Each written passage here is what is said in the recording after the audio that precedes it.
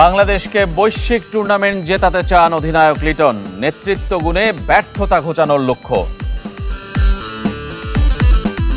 যেহেতু এখন লং টাইমের একটা সুযোগ এসেছে, তো প্রত্যেকটা ক্ষেত্রে আমার ফিউচার ওরিয়েন্টেড থাকবো। সো আমি জানি যে আমার এত দূর পর্যন্ত একটা টার্গেট আছে। টেস্ট ক্রিকেট থেকে অবসর নিলেন বিরাট কোহলি, শুনলেন না ফেরার ডাক, 14 বছরের বর্ণিল ক্যারিয়ারের সমাপ্তি।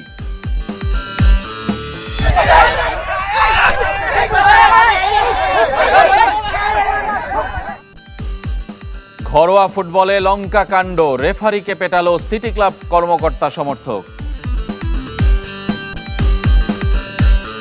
বাংলাদেশকে ক্রিকেটে বৈশ্বিক ট্রফি এনে দিতে চান লিটন দাস, আর সেজন্য দল হয়ে দায়িত্ব নেয়ার আহ্বান পুরো দলকেই। অধিনায়ক হয়ে ঘোচাতে চান নিজের ব্যাটিংয়ের অফ ফর্ম। সিরিজ তো থাকবেই, সাথে মাথায় ওটাও থাকবে যে আমি সামনের দিকে আরো কি করতে পারি। নতুন অধিনায়ক স্বপ্নটা পুরনো। মাশরাফির হাত ধরে একটা ত্রিদেশীয় সিরিজের ট্রফি জিতেছিল 2017 সালে। এরপর কত এশিয়া কাপ, বিশ্বকাপ গেল, কিন্তু শিরোপার স্বাদ পায়নি লাল সবুজের দল। টি-20-র অধিনায়কের দায়িত্ব পেয়ে লিটনও বৈশ্বিক ট্রফির স্বপ্ন দেখেন। টি-20-তে দলকে একটা পর্যায়ে নিয়ে যেতে বোর্ডের কাছে আপাতত কোনো চাওয়া নেই, বরং দায়িত্বটা ক্রিকেটারদের। বাংলাদেশ টিম যদি আগায় যেতে হয়, সবচেয়ে বড় দায়িত্ব হচ্ছে প্লেয়ারদের। আমরা পারফরমেন্স করলে টিম আগাবে। যতটা বিসিবি সাথে আমি কমিউনিকেট করবো, তার থেকে বেশি কমিউনিকেট করা দরকার আমার প্লেয়ারদের সাথে। তারা কি চাচ্ছে, তাদের কোন জায়গায় ডেভেলপ করা দরকার। নিজের পারফরমেন্স নিয়েও বহু সমালোচনা সইতে হয় লিটন দাসকে। অনেকদিন ধরেই ব্যাট হাসছে না, অফ ফর্মের কারণে স্কোয়াড থেকেও বাদ পড়েছিলেন এই উইকেট রক্ষক ব্যাটার। নেতৃত্ব কি বাড়তি চাপ তৈরি করবে? ক্যাপ্টেনশিপ ছাড়া তো আমি খারাপ খেলেছি, সো এখন ক্যাপ্টেন হয়ে আসতেছি, এটা অপোজিট সাইডে হইতে পারে যে আসার পর থেকে আমি ভালো খেলতেও পারি। সো আমি যেটা বললাম যে আপনার পজিটিভ নেগেটিভ দুইটা জিনিসই থাকবে। পাক ভারত যুদ্ধবিরতির পরও পাকিস্তান সফর অনিশ্চিত। মৃত্যুকে খুব কাছ থেকে দেখেছেন দলের দুই তরুণ রিশাদ ও নাহিদ রানা। তবুও কি পাকিস্তান সফরে যেতে চাইবে ক্রিকেটাররা? দুই বোর্ডের মধ্যেই কথোপকথনের মাধ্যমেই জিনিসটা আগাবে। যদি বিসিবি মনে করে আমরা ওখানে ক্রিকেট খেলতে যাওয়ার মতন সিচুয়েশন যদি থাকে, আমরা অবশ্যই খেলতে যাব ওখানে। মিরপুরে ফ্লাডলাইটের আলোয় এদিন ম্যাচ সিনারিওতে অনুশীলন করেছে টাইগাররা।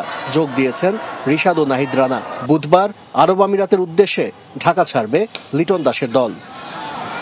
বাংলাদেশ দলের নতুন পেস বোলিং কোচ হলেন সাবেক অস্ট্রেলিয়ান পেসার শন টেইট। 2027 সালের নভেম্বর পর্যন্ত 2.5 বছরের চুক্তিতে তাসকিন, নাহিদ রানা, হাসান মাহমুদের দায়িত্ব নেবেন তিনি।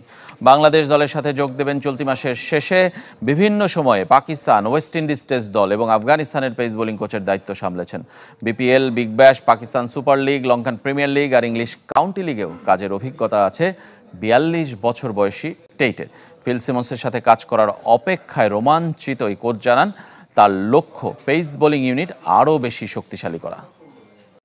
ইমার্জিং দলের সিরিজের খবর। দারুণ জয়ে ওয়ানডে অভিযান শুরু করলো বাংলাদেশ। প্রথম ম্যাচে দক্ষিণ আফ্রিকাকে 3 উইকেটে হারিয়েছে স্বাগতিকরা। রাজশাহীতে টস হেরে ব্যাট করতে নেমে 8 উইকেটে 301 রান তোলে প্রোটিয়া ইমার্জিং দল। সর্বোচ্চ 71 রান করেন কনর বয়েড। আর শেষ দিকে 39 বলে 61 রানের ঝড়ো ইনিংস খেলেন আনিল অস্টিন। জবাব দিতে নেমে মাহফিজুল ইসলাম, জিসান আলম, প্রীতম কুমারদের ব্যাটে ভালো শুরু পায় বাংলাদেশ। ইনিংস সর্বোচ্চ 87 রান করেন মাহফিজুল রবিন। মিডল অর্ডারের ব্যর্থতায় মাঝে পরাজয়ের শঙ্কায় পড়ে স্বাগতিকরা। তবে শেষ দিকে আকবর আলী, তোফায়েল আহমেদ, রাকিবুল হাসানদের ব্যাটে 2 বল আগে জয় নিশ্চিত হয় বাংলাদেশ ইমার্জিং দলের।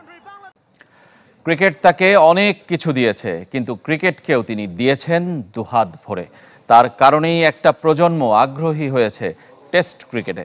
সাদা পোশাকের সেই ফরম্যাটকে সযত্নে বিদায় বলে দিলেন তিনি বিরাট কোহলি। 14 বছরের ক্যারিয়ার শেষে পেছনে ফিরে তাকিয়ে তৃপ্ত কিং কোহলি।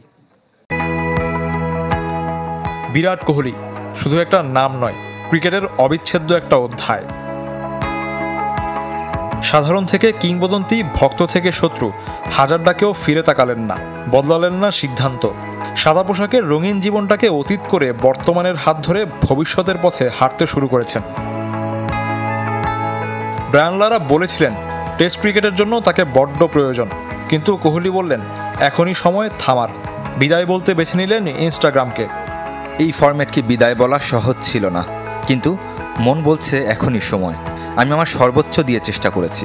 ক্রিকেটও আমাকে ফিরিয়ে দিয়েছে, যতটুকু আশা করেছি তার চেয়েও অনেক বেশি। 14 বছর আগে ওয়েস্ট ইন্ডিজে শুরু হয়েছিল কোহলির টেস্ট ক্রিকেটের পথ চলা, শেষটা অস্ট্রেলিয়ায়। মাঝের সময়টা রেকর্ড বুক আর ল্যান্ডমার্কের অর্জনে বিশ্ব ক্রিকেটকে করেছেন ওলট পালট। ভারতের সর্বকালের সেরা অধিনায়ক তিনি, অন্তত পরিসংখ্যান তাই বলবে। সবচেয়ে বেশি ম্যাচে অধিনায়কত্ব, সবচেয়ে বেশি টেস্ট জয়, অস্ট্রেলিয়ার মাটিতে প্রথম সিরিজ জেতা অধিনায়ক, সব কীর্তিতেই থাকবেন অমলিন হয়ে। অধিনায়কত্বের অভিষেকে অ্যাডিলেডে জোড়া সেঞ্চুরির সঙ্গে জোহান্সবার্গ, এন্টিগা, পুনের অসাধারণ ইনিংসগুলো কোহলিকে বাঁচিয়ে রাখবে। 14 বছর আগে ব্যাগি ব্লু ক্যাপ পরেছিলাম। সত্যি বলতে ভাবিনি টেস্ট ক্রিকেট আমাকে এই পথে নিয়ে যাবে। টেস্ট ক্রিকেট আমার পরীক্ষা নিয়েছে, আমাকে গড়েছে এবং শিখিয়েছে, যা কিনা জীবনের পাথেয়। 123 ম্যাচে প্রায় 47 গড়ে কোহলির রান 9230। 30 সেঞ্চুরি ভারতীয়দের মধ্যে চতুর্থ সর্বোচ্চ। রানের হিসাবেও ভারতের 4, বিশ্বে 19তম। সাম্প্রতিক অফ ফর্ম আর ব্যাটিং দুর্বলতার সমালোচনার কাছেই মূলত হেরে গেলেন কোহলি। বিদায়ের সিদ্ধান্ত নিতে বাধ্য হলেন, তবে পেছনে ফিরে হাসি মুখটাই দেখতে পাবেন বলে নিশ্চিত করেছেন। টি-20-র পর টেস্টকেও বিদায়, বাকি রইল ওয়ানডে। ক্রিকেটকে ছাড়া কোহলি বা কোহলিকে ছাড়া ক্রিকেট কেমন থাকবে? বিরাট কোহলির টেস্ট অবসরে অবাক ক্রিকেট বিশ্ব। পরিবার থেকে সাবেক আর বর্তমান সতীর্থরা দেশ বিদেশ ছাপিয়ে ক্রিকেটের কিংবদন্তিরা জানাচ্ছেন তাদের সম্মান। স্ত্রী আনুশকা শর্মা মনে করিয়ে দিয়েছেন তার কষ্ট আর না বলা পরিশ্রমের কথা। কিংবদন্তি সচিন টেন্ডুলকার মনে করেন রানের চেয়েও কোহলি ক্রিকেটকে দিয়েছেন বেশি। পাকিস্তানি লিজেন্ড শাহিদ আফ্রিদি বললেন কোহলির পেশাদারিত্ব মিস করবে টেস্ট ক্রিকেট।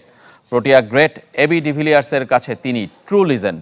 ভারতীয় কোচ গৌতম গম্ভীর সিংহের সাথে তুলনা করেছেন কোহলিকে। টি-20-র যুগে বনেদি ফরম্যাটকে এগিয়ে নেয় ধন্যবাদ দিয়েছেন বিসিসিআই আইসিসি চেয়ারম্যান জয় শাহ। নিজ ক্যারিয়ারে কোহলির অবদানের কথা স্বীকার করেছেন সতীর্থ শুভমান গিল। বুমরা স্মরণ করেছেন অভিষেক ম্যাচের কথা। ইংলিশ কিংবদন্তি মাইকেল ভনের মতে কোহলি টেস্ট ক্রিকেটের নিবেদিত প্রাণ। সাবেক ক্রিকেটার ওয়াসিম জাফর বলছেন আরও 3 বছর খেলতে পারতেন কোহলি। সঞ্জয় মঞ্জরেকারের কাছে তিনি আধুনিক ক্রিকেটের বড় বিজ্ঞাপন। কিং কোহলির অবসর ঘোষণার পোস্ট সামাজিক যোগাযোগ মাধ্যমে ঝড় তুলেছে। 8 ঘন্টায় এই ক্রিকেটারের ইনস্টাগ্রাম পোস্টে রিয়্যাক্ট পড়েছে 12 কোটি আর মন্তব্য জমা পড়েছে 10 লাখেরও বেশি। অবশেষে সব গুঞ্জনের সমাপ্তি, জল্পনা কল্পনার অবসান। ব্রাজিলের নতুন কোচ কার্লো আনচেলত্তি 2026 বিশ্বকাপ পর্যন্ত এই ইতালিয়ান ট্যাকটিশিয়ানের সাথে চুক্তি করেছে কনফেডারেশন ব্রাজিল ফুটবল সিবিএফ। সোমবার সন্ধ্যায় নিশ্চিত করেছে ব্রাজিলিয়ান গণমাধ্যম গ্লোবো। চলতি মৌসুম শেষে রিয়াল মাদ্রিদ ছেড়ে আনুষ্ঠানিকভাবে দায়িত্ব বুঝে নেবেন সেলেসাওদের। 6 জুন ইকুয়েডরের বিপক্ষে ম্যাচে ডাগ আউটে দেখা যাবে আনচেলত্তিকে। নিজেদের ফুটবল ইতিহাসে প্রথমবারের মতো বিদেশি কোচ নিয়োগ দিল ব্রাজিল। ভিন্ন 2 ক্লাব রিয়াল মাদ্রিদ আর এসি মিলানের হয়ে 4 চ্যাম্পিয়ন্স লিগ শিরোপা জয়ের অনন্য কৃতিত্ব আছে আনচেলত্তির। ইউরোপের প্রায় 10 জায়ান্ট ক্লাবের হয়ে ম্যানেজারের দায়িত্ব পালন করলেও জাতীয় দলে এবারই প্রথম